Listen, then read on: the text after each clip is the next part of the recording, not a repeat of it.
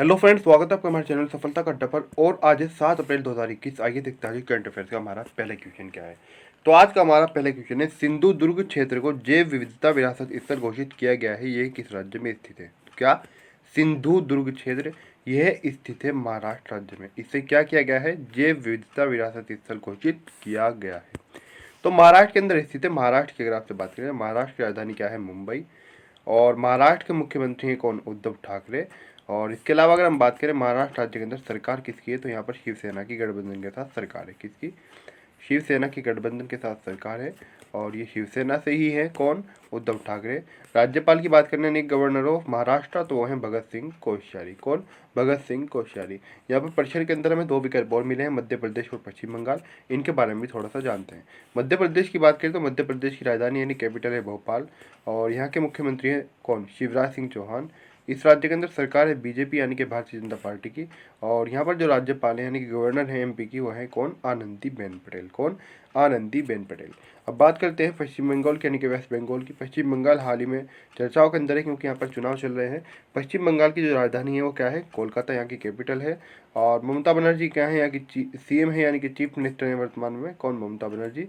ममता बनर्जी की अगर बात करें तो इस राज्य के अंदर जो सरकार है वो किसकी है, तो इस राज्य के अंदर सरकार है तृणमूल कांग्रेस की। किसकी, तृणमूल कांग्रेस की यहाँ पर क्या है, सरकार है तृणमूल कांग्रेस की। और ये जो ममता बनर्जी है ये भी किससे है, तो ये भी तृणमूल कांग्रेस से ही है, ये बात आपको याद रखनी है। तो तृणमूल कांग्रेस की यहाँ पर सरकार है। अब बात राज्यपाल की अगर आपसे करें तो राज्यपाल यहाँ के कौन, जगदीप धनखड़ यानी गवर्नर है, कहाँ के, पश्चिम बंगाल के। अब अगला क्वेश्चन देखते हैं हमारा। अगला क्वेश्चन क्या है, अभी तक चैनल को आपने सब्सक्राइब नहीं किया तो सब्सक्राइब कर दे जो न्यू स्टूडेंट हो। और अभी आप वीडियो को लाइक कर ही चुके होंगे। और इसके अलावा अपने फ्रेंड के साथ भी क्लास को ज़रूर शेयर करें। नेक्स्ट क्वेश्चन है हमारा, किस राज्य सरकार ने राज्य के सभी परिवारों को हर साल 5 लाख रुपए का हेल्थ इंश्योरेंस देने का फैसला किया है। तो राज्य सरकार ने सभी परिवारों को हर साल 5 लाख रुपए का स्वास्थ्य बीमा देने का जो फैसला किया है वो किया है राजस्थान सरकार ने। किसने किया है, राजस्थान सरकार ने किया है। राजस्थान की अगर आपसे बात करें तो राजस्थान जो है यहाँ की राजधानी है जयपुर। क्या, जयपुर यहाँ की राजधानी है। और इस राज्य के अंदर सरकार है आईएनसी यानी कि Indian national Congress, Congress party की। और अशोक गहलोत क्या है, अशोक गहलोत है मुख्यमंत्री यहाँ के यानी कि चीफ मिनिस्टर अशोक गहलोत, कहाँ के, राजस्थान के। और एक और चीज़ आपको याद रखनी, राजस्थान के जो सीएम है, राजस्थान के जो गवर्नर है यानी कि राज्यपाल है वो कौन है, कलराज मिश्र। कौन है, कलराज मिश्र।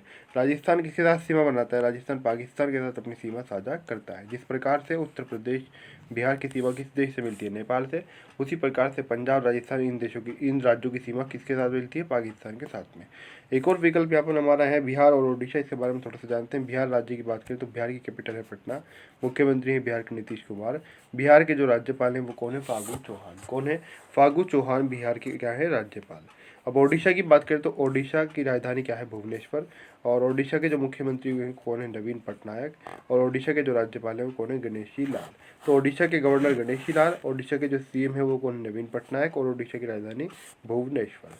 अब यहाँ पर अगला क्वेश्चन देखते हैं हमारा अगला क्वेश्चन क्या है। तो अगला क्वेश्चन है हमारा, जस्टिस एन.वी. रमन्ना को भारत का 48वां मुख्य न्यायाधीश किसने नियुक्त किया है। तो अभी जस्टिस एन.वी. रमन्ना को 48वां मुख्य न्यायाधीश नियुक्त किया गया है राष्ट्रपति के द्वारा यानी कि राष्ट्रपति रामनाथ कोविंद के द्वारा। अगला क्वेश्चन देखते हैं हमारा अगला क्वेश्चन क्या है। तो अगला क्वेश्चन है हमारा, भारत का पहला पूर्ण विद्युतीकरण रेलवे जोन कौन सा जोन बन गया है। तो पूर्ण विद्युतीकरण वाला जो रेलवे जोन बना है वो कौन सा जोन बन गया है, वो बना है पश्चिम मध्य रेलवे जोन। क्या, पश्चिम मध्य रेलवे जोन भारत का पहला पूर्णतः विद्युतीकरण रेलवे वाला यानी कि जिसका पूर्णतः विद्युतीकरण हो चुका एक ऐसा रेलवे जोन बन गया है। कौन सा जोन, पश्चिम मध्य रेलवे। अगला क्वेश्चन हमारा, दुर्लभ बीमारियों के लिए राष्ट्रीय नीति 2021 को मंजूरी किसने दी है। दुर्लभ बीमारियों के लिए राष्ट्रीय नीति 2021 को मंजूरी दी है स्वास्थ्य मंत्रालय ने। किसने, तो स्वास्थ्य मंत्रालय के द्वारा मंजूरी दी गई है दुर्लभ बीमारियों के लिए। ये बात आपको याद रखनी है। क्या, दुर्लभ बीमारियों के लिए राष्ट्रीय नीति 2021 को मंजूरी किसने दी है, स्वास्थ्य मंत्रालय ने। और यहाँ पर हमें दो विकल्प और मिल रहे हैं यानी कि जैसे गृह मंत्रालय और रक्षा मंत्रालय। इनके अगर हम मंत्रियों की बात करें जैसे कि स्वास्थ्य मंत्री कौन है, गृह मंत्री कौन है और रक्षा मंत्री कौन है, क्योंकि ये चीज़ें भी परीक्षाओं के अंदर पूछ ली जाती है। तो आइए एक बार इन चीज़ों को देखते हैं कौन क्या है। अगर हम स्वास्थ्य मंत्री की बात करें कि वर्तमान समय में हमारे स्वास्थ्य मंत्री कौन है, तो स्वास्थ्य मंत्री है हमारे डॉक्टर हर्षवर्धन सिंह। कौन? डॉक्टर हर्षवर्धन सिंह क्या है हमारे, ये स्वास्थ्य मंत्री हैं, ये बात आपको याद रखनी है। अब गृह मंत्री की अगर आपसे बात करें तो गृह मंत्री कौन है, तो गृह मंत्री हैं वर्तमान समय में हमारे कौन, देश के अमित शाह। कौन है? और गृह मंत्रालय यानी कि जिनके अंतर्गत आता है। तो गृह मंत्री कौन है? गृह मंत्री है अमित शाह। कौन है? गृह मंत्री अमित शाह है, ये बात आपको याद रखनी है। अब अगर यहाँ पर एक और चीज़ याद रखें, जैसे कि यहाँ पर हमें नीचे क्या मिला है, रक्षा मंत्रालय। तो रक्षा मंत्री कौन है हमारे, रक्षा मंत्री है वर्तमान में कौन, राजनाथ सिंह। कौन है? राजनाथ सिंह। एक और चीज़ आपको विशेष रूप से याद रखनी है, देखिए जो 2014 से 2019 वाली जो मोदी सरकार थी उसके अंदर जो गृह मंत्री थे वो कौन थे, वो थे राजनाथ सिंह। लेकिन अब जैसे ही दोबारा से मोदी सरकार बनी है, यानी कि अब दोबारा से इनका जो शासनकाल है, यानी कि 19 से 24 वाला, तो इस दौरान क्या है, यानी कि ये कौन, राजनाथ सिंह, ये राजनाथ सिंह है इस दौरान, यानी कि वर्तमान समय में अगर हम बात करें, यानी कि 19 से ये मान लें आप, ये हैं वर्तमान में रक्षा मंत्री। हालांकि पहले पहले मतलब रक्षा मंत्री की अगर हम बात करें तो उसके अंदर मनोहर पार्रिकर और उसके अंदर निर्मला सीतारमण, ये सब भी उसके अंदर रक्षा मंत्री के पदों पर रहे हैं। लेकिन वर्तमान में रक्षा मंत्री राजनाथ सिंह हैं, और रक्षा उस समय राजनाथ सिंह जो थे वो गृह मंत्री होते थे। क्या? अमित शाह उस समय कुछ नहीं थे, तो ये क्या होते थे, ये होते थे रक्षा मंत्री। अब देखते हैं हमारा अगला क्वेश्चन क्या है। तो अगला क्वेश्चन हमारा, द्रोणाचार्य अवार्ड से सम्मानित 79 वर्षीय संजय चक्रवर्ती का निधन हुआ है, ये कौन थे? तो 79 वर्षीय संजय चक्रवर्ती जिनको द्रोणाचार्य अवार्ड मिला हुआ था, ये कौन थे? निशानेबाज कोच थे, हाल ही में इनका निधन हो गया है। कौन थे? निशानेबाज कोच। अगला क्वेश्चन है हमारा, किस अभिनेत्री ने प्रमुख भूमिका में उत्कृष्ट प्रदर्शन के लिए SAG पुरस्कार जीता है? अब इस अभिनेत्री का हमें नाम बताना है। तो प्रमुख भूमिका में उत्कृष्ट प्रदर्शन के लिए SAG पुरस्कार जीतने वाली जो अभिनेत्री है उनका नाम है वियोला डेविस। क्या? ये पुरस्कार जीता है वियोला डेविस ने। अब आगे बढ़ते हैं, देखते हैं हमारा अगला क्वेश्चन क्या है। तो अगला क्वेश्चन है हमारा, शादी के लिए जबरन धर्मांतरण पर कानून लाने वाला गुजरात देश का कौन सा राज्य बन गया है? जबरन धर्मांतरण पर कानून लाने वाला देश का जो राज्य बन गया है वो कौन सा बन गया है? तो ये बन गया है तीसरा राज्य, यानी कि गुजरात जो राज्य बना है तीसरा बना है। यानी कि इससे पहले यूपी और MP ये भी ये कानून ला चुके हैं। पहले नंबर पर कौन लाए? यूपी। दूसरे नंबर पर कौन लाया? MP। और ये अब तीसरा बन गया है गुजरात। हालांकि अगर देखा जाए तो ये सारी चीज़ें संविधान के अंदर पहले से ही हैं। जब धर्मांतरण पर पहले से ही मतलब धाराएं, कानून वगैरह सब पहले से ही बहुत सख्त कानून है, लेकिन वर्तमान समय में भी इसको एक नए रूप में लाया जा रहा है। अब यहाँ पर अगर हम बात करें गुजरात के बारे में, तो गुजरात जो है यहाँ की राजधानी गांधीनगर है, और यहाँ के जो मुख्यमंत्री हैं वो कौन है? विजय रूपाणी। यहाँ के अगर राज्यपाल के बारे में बात करें तो राज्यपाल यहाँ के कौन? आचार्य देवव्रत। यानी कि आचार्य देवव्रत गवर्नर ऑफ गुजरात हैं, और चीफ मिनिस्टर हैं विजय रूपाणी। गांधीनगर यहाँ की कैपिटल। एक और चीज़ आपको याद रखनी है कि यहाँ पर BJP की सरकार है यहाँ पर भी गुजरात के अंदर। और अगर यहाँ पर पहला जो कानून लाने वाला कौन बना है, वो यूपी बना है। MP दूसरा बना है। MP के बारे में हमने ऊपर पढ़ा था कि MP की राजधानी क्या है? भोपाल है। मुख्यमंत्री शिवराज सिंह चौहान और राज्यपाल आनंदीबेन पटेल। अब यूपी की अगर आपसे बात करें तो यूपी जो है यहाँ की राजधानी है क्या? लखनऊ। तो लखनऊ ये कहाँ की राजधानी है? लखनऊ राजधानी है किसकी? यूपी की। और इसी से एक और चीज़ आपको याद रखनी है, यहाँ के जो CM है वो कौन है? योगी आदित्यनाथ। कौन है? योगी आदित्यनाथ क्या है? वो मुख्यमंत्री हैं उत्तर प्रदेश के। और उत्तर प्रदेश की अगर मैं राज्यपाल की बात करूँ तो उत्तर प्रदेश की जो राज्यपाल है वो है आनंदीबेन पटेल। कौन? आनंदीबेन पटेल। अब कुछ स्टूडेंट क्वेश्चन करें कि एक व्यक्ति ही दो राज्यों का राज्यपाल कैसे?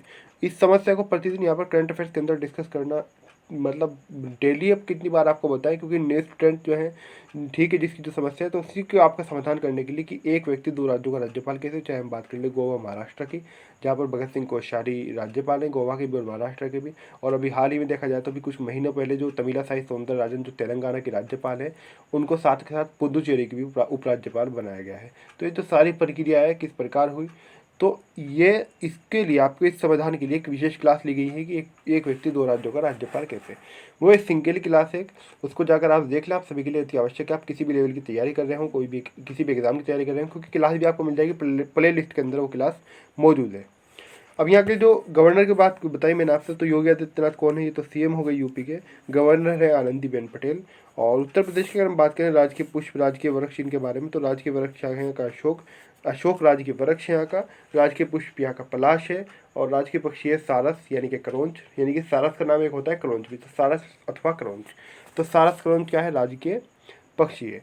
और राजकीय पशु की बात करें तो राजकीय पशु है उत्तर प्रदेश का बारहसिंगा। अब आगे बढ़ते हैं, देखते हैं हमारा अगला क्वेश्चन क्या है। तो अगला क्वेश्चन है हमारा, 90 वर्षीय मेहली ईरानी का निधन हुआ है, ये कौन थे? तो 90 वर्षीय मेहली ईरानी इनका निधन हो गया है, ये कौन थे? ये पूर्व क्रिकेटर रहे हैं, कौन? मेहली ईरानी। अब आगे बढ़ते हैं, देखते हैं हमारा अगला क्वेश्चन क्या है। तो अगला क्वेश्चन है हमारा, महाराष्ट्र के गृह मंत्री अनिल देशमुख के इस्तीफे के बाद नया गृह मंत्री किसे बनाया गया है? महाराष्ट्र के जो गृह मंत्री उन्होंने इस्तीफा दिया था, उनके बाद नया जो गृह मंत्री बनाया गया है वो बनाया गया है दिलीप वलसे पाटिल को। किसे? दिलीप वलसे पाटिल अब नए गृह मंत्री बन गए हैं, कहाँ के? महाराष्ट्र राज्य के। महाराष्ट्र के बारे में ऊपर पढ़ा था, तो इसलिए यहाँ पर महाराष्ट्र के बारे में पढ़ने की आवश्यकता नहीं है। अब हम आगे बढ़ते हैं और देखते हैं हमारा अगला क्वेश्चन क्या है। तो अगला क्वेश्चन है हमारा, डिजिट इंश्योरेंस नामक कंपनी ने किस भारतीय खिलाड़ी को अपना ब्रांड एम्बेसडर नियुक्त किया है? तो डिजिट इंश्योरेंस नामक कंपनी ने भारतीय खिलाड़ी को अपना ब्रांड एम्बेसडर नियुक्त किया है। ये भारतीय खिलाड़ी कौन है? तो ये भारतीय खिलाड़ी हैं विराट कोहली। कौन है? ये भारतीय खिलाड़ी हैं विराट कोहली। इनको क्या किया है? इनको अपना ब्रांड एम्बेसडर नियुक्त किया है। अब हम आगे बढ़ते हैं, देखते हैं हमारा अगला क्वेश्चन क्या है। तो अगला क्वेश्चन है हमारा, सरकार द्वारा कितने लाख करोड़ रुपए की आपातकालीन क्रेडिट लाइन गारंटी योजना की अवधि को 30 जून तक बढ़ा दिया गया है? तो सरकार के द्वारा 3 लाख करोड़ रुपए की आपातकालीन क्रेडिट, क्या सरकार के द्वारा क्या 3 लाख करोड़ रुपए की आपातकालीन क्रेडिट लाइन गारंटी जो योजना है उस अवधि को 30 जून तक बढ़ा दिया गया है। तो जो क्रेडिट लाइन गारंटी योजना है, ये इसके अंदर हमें क्वेश्चन के अंदर पूछा गया कितने लाख करोड़ रुपए की। तो ये जो कितने लाख करोड़ रुपए की, इसका सही आंसर हो जाएगा सरकार द्वारा 3 लाख करोड़ रुपए की आपातकालीन क्रेडिट लाइन गारंटी योजना की अवधि को 30 जून तक बढ़ा दिया गया है। आज की हमारी जो करंट अफेयर्स है समाप्त होती है। आपकी वीडियो कैसी लगी प्लीज़ कमेंट करके जरूर बताएं। वीडियो अच्छी लगी तो वीडियो को लाइक करें, वीडियो को शेयर करें। अभी तक आपने हमारे चैनल सफलता अड्डा सब्सक्राइब नहीं किया तो प्लीज़ जरूर सब्सक्राइब कर दें। सब्सक्राइब करते समय बेल आइकन को प्रेस करना ना भूलें, यानी कि पूरी तरीके से सब्सक्राइब जरूर करें।